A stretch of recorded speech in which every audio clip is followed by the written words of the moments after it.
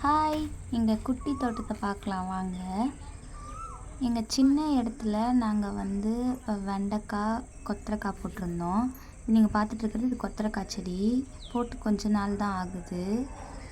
அப்புறம் இங்கே சிறுகீரை போட்டிருந்தோம். பட் அது சரியாக விளையலை. ஏன்னா ஆல்ரெடி அங்கேயே சிறுகீரை போட்டதால் விளையலை. இதெல்லாம் புளிச்சக்கீரை போட்டிருக்கோம். இது கத்திரி நாற்று விட்டு வச்சுருக்கோம். இது முள்ளங்கி இப்போ தான் குட்டி குட்டியாக வளர்ந்துட்டுருக்கு. போட்டு கொஞ்ச நாள் தான் ஆகுது.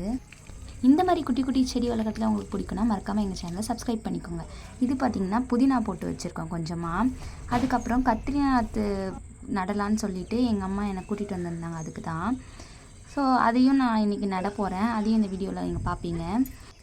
பாத்தி போட்டு ஆல்ரெடி நீங்கள் பார்த்தீங்க இல்லையா, அந்த இடத்துலே சென்டரில் கேப் இருக்கிற இடத்துலலாம் நட்டுடலான்னு சொல்லிட்டு தான் நட்டுட்ருந்தேன் நான். இதுதான் ஃபர்ஸ்ட் டைம் நான் இந்த போல் நடுறது. இதோட அவுட்புட் எப்படி வரும் அதெல்லாம் எனக்கு ரொம்ப எக்ஸைட்மெண்ட்டாக இருந்துச்சு நடும்போதே. அதுவும் நம்ம நட்ட செடியில் காய் வச்சாலும் பூ வச்சாலும் நமக்கு ரொம்ப சந்தோஷமாக இருக்கும் இல்லையா. மறக்காமல் எங்கள் சேனலுக்கு சப்போர்ட் பண்ணுங்கள்.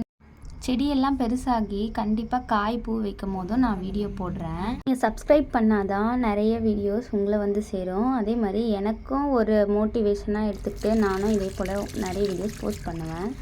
நான் முன்னாடி சொன்ன மாதிரி நான் ஃபஸ்ட் டைம் நடுறதால எனக்கு ப்ராப்பராக இதை பற்றி தெரியாது. பட் நான் ஏதோ தெரிஞ்சது நட்டு இருக்கேன்.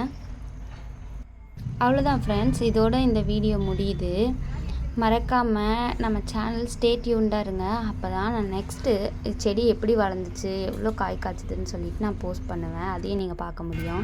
டாட்டா, பாய்.